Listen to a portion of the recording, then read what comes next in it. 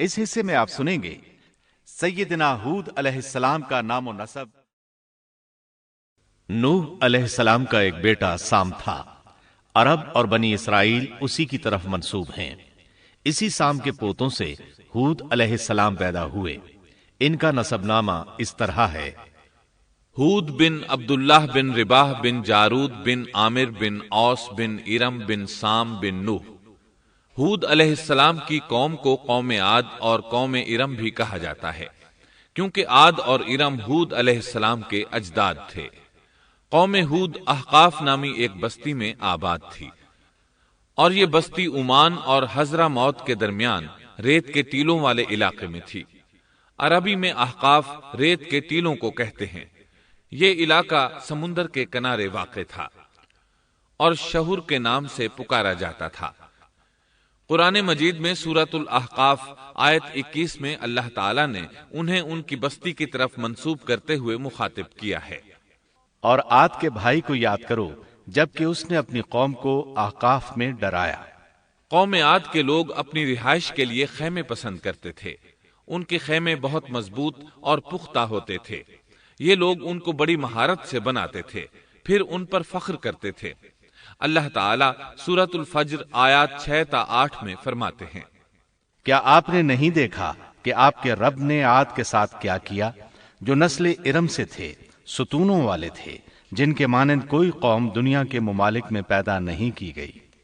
اللہ تعالیٰ نے ان کی کاریگری اور فن کی ایک مثال دی ہے کہ وہ ایسے خیموں میں آباد تھے جن کے ستون بہت مضبوط تھے، طاقتور تھے۔ ان لوگوں نے شہروں اور بستیوں کو ایسی کاریگری سے بنایا کہ ان کے متعلق عجیب و غریب روایات مشہور ہو گئیں۔ یہ نرم زمین میں خیمے بناتے تھے، اس کے ساتھ پہاڑوں میں محل بھی بناتے تھے۔ حالانکہ رہائش کے لیے زمین پر خیمے موجود تھے، گویا بیکار دولت اور وقت برباد کرتے، پھر اس پر فخر کرتے۔ شہروں میں جو راستے اور سڑکیں تھیں وہ بہت چوڑی تھیں۔ ان جیسے طویل اور قوی لوگ بعد میں پیدا نہیں ہوئے۔ کاریگری اور فنکاری میں یہ لوگ اس مقام تک پہنچے کہ پھر کوئی نہ پہنچ سکا۔ یہ لوگ عرب تھے اور عربی میں بات چیت کرتے تھے۔ ہود علیہ السلام بھی عربی تھے۔ اسماعیل علیہ السلام سے پہلے کے عرب باشندے عرب عاربہ کہلاتے ہیں۔ ان کے مشہور قبائل یہ ہیں: عاد، سمود، جرہم، امیم، قحطان اور مدین وغیرہ۔ ابراہیم علیہ السلام کی اولاد میں اسماعیل علیہ السلام کے بعد آنے والے لوگ عرب مستعربہ کہلاتے ہیں۔ اسماعیل علیہ السلام عربی نہیں تھے، کنعانی تھے۔ جب ابراہیم علیہ السلام اسماعیل علیہ السلام کو مکہ معظمہ میں چھوڑ آئے اور اسماعیل علیہ السلام نے عربوں سے میل جول قائم کیا تو ان سے عربی سیکھ لی اور اس میں بہت مہارت پیدا کر لی، یہاں تک کہ آپ کو عرب کا فصیح کہا جانے لگا۔ اہل عرب میں فصاحت و بلاغت آپ ہی سے آئی۔ رسول اللہ صلی اللہ علیہ وسلم بھی اسی انداز میں فصیح و بلیغ عربی میں بات کرتے تھے۔ طوفان نوح کے بعد جب دوبارہ لوگوں کو پیدا کیا گیا تو وہ ایک مرتبہ پھر ان بستیوں میں رہنے کے لیے چلے گئے جہاں نوح علیہ السلام رہا کرتے تھے۔ نوح علیہ السلام شام کے شمال اور ترکی کے جنوبی علاقوں میں رہا کرتے تھے۔ لوگ یہاں آباد ہو گئے، پھر یہاں سے کچھ لوگ فلسطین اور شام کی طرف ہجرت کر گئے اور کچھ لوگ جزیرے کی طرف ہجرت کر گئے، اور قوم عاد جزیرے کے جنوب میں آ کر آباد ہو گئی۔ اس وقت تمام لوگ توحید پر تھے۔ طوفان کے ساتھ جب زمین پامال ہو گئی تو اس پر سوائے نوح علیہ السلام کی اولاد کے اور کوئی زندہ نہ رہا۔ یہ لوگ توحید پرست تھے، لیکن وقت کے ساتھ ساتھ قوم عاد آباد ہوئی اور شیطان نے ان کے دلوں میں وسوسہ ڈالا۔ اس طرح وہ شیطان کی عبادت کرنے لگے۔ چنانچہ قوم نوح کے بعد سب سے پہلے جس قوم نے بت پرستی اختیار کی وہ قوم عاد تھی۔ اس قوم کو اللہ تعالیٰ نے بہت ڈیل ڈال دیا تھا، وہ بہت طاقتور قوم تھی۔ مفسرین بیان کرتے ہیں کہ ان کے جسم بہت مضبوط اور ٹھوس تھے، قد بہت لمبے تھے۔ آدم علیہ السلام کا قد 60 ہاتھ تھا، اس قوم کا قد بھی قریباً اتنا ہی تھا۔ اس طرف سورۃ الاعراف آیت 69 میں اشارہ موجود ہے۔ اللہ تعالیٰ فرماتے ہیں: اور تم وہ حالت یاد کرو جب اللہ نے تمہیں قوم نوح کے بعد جانشین بنایا اور ڈیل ڈول میں تمہیں زیادہ پھیلاؤ دیا، سو تم اللہ کی نعمتوں کو زیادہ یاد کرو تاکہ تم فلاح پا جاؤ۔ ہود علیہ السلام کی زبانی اللہ تعالیٰ ان کی فنکاری کو بیان کرتے ہوئے فرماتے ہیں کہ ہود علیہ السلام نے ان سے کہا، کیا تم ایک ایک ٹیلے پر بطور کھیل نشان لگا رہے ہو؟ مطلب یہ کہ یہ لوگ پہاڑوں کی چوٹیوں پر محل تعمیر کرتے تھے۔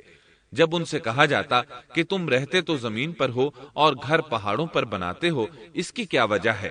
اور تم اتنے مضبوط محل تعمیر کر رہے ہو، گویا ہمیشہ یہیں رہو گے۔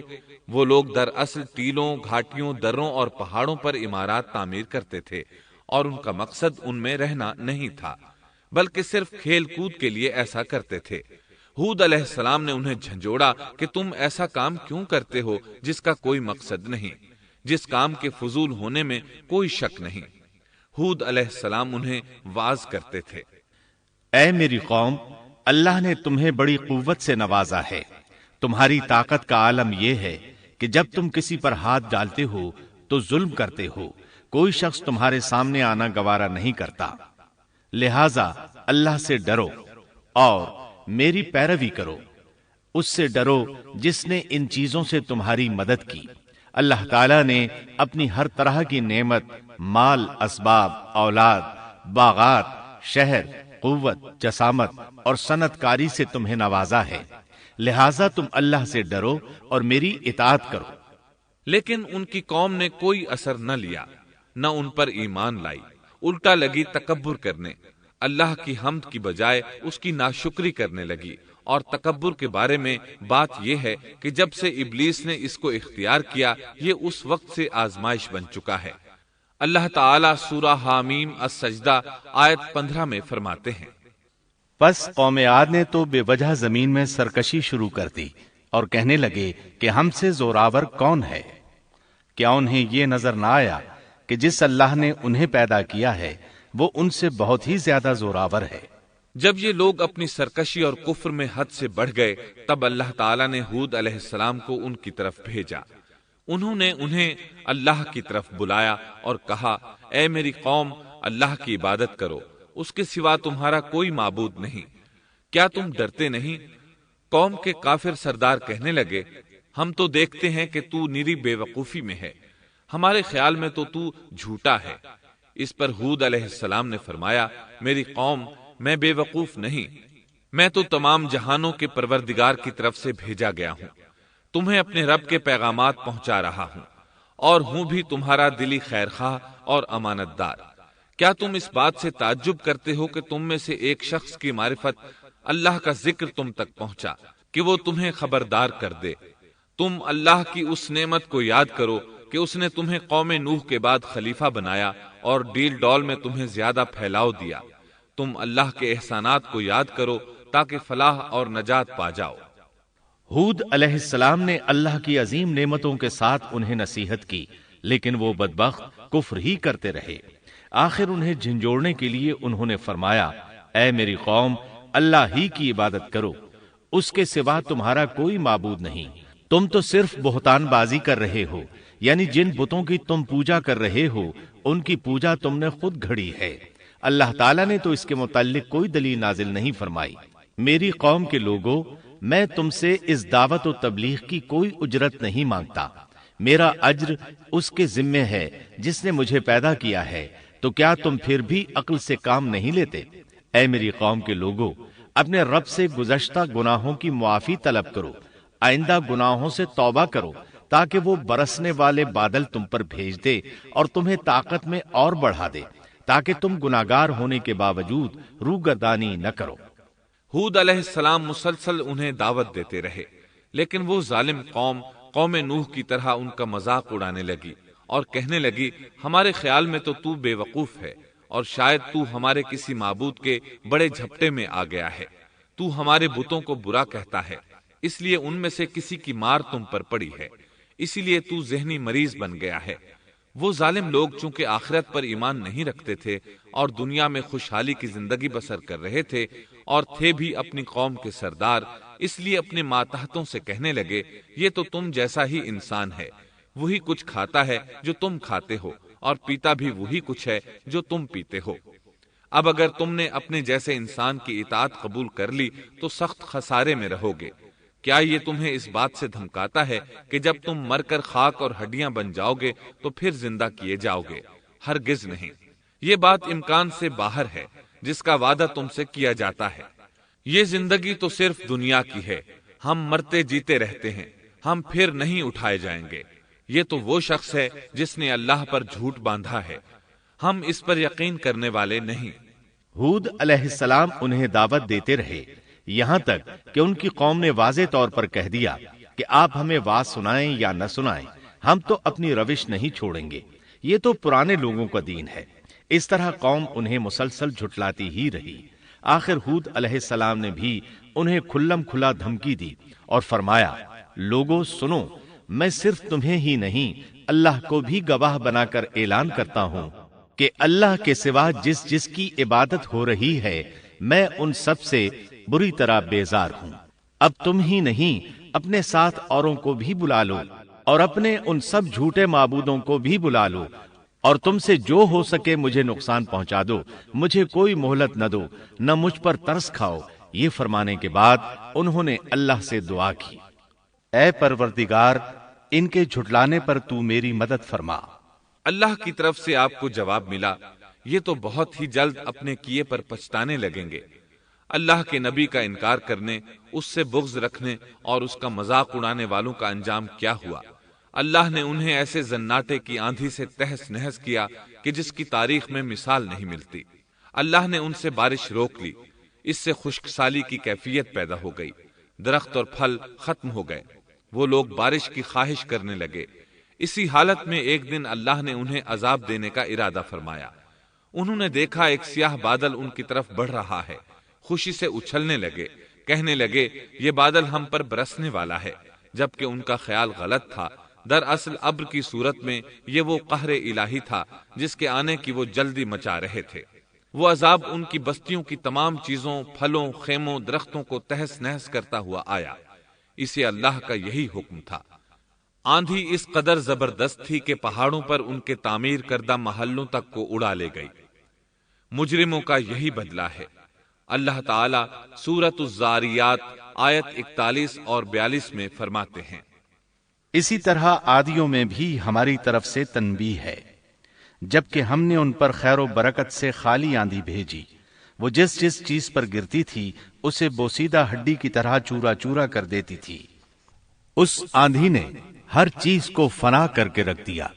اللہ تعالیٰ ان کی تباہی ایک جگہ ان الفاظ میں بیان کرتے ہیں، قوم عاد نے بھی جھٹلایا، پس کیسا ہوا میرا عذاب اور میری ڈرانے والی باتیں۔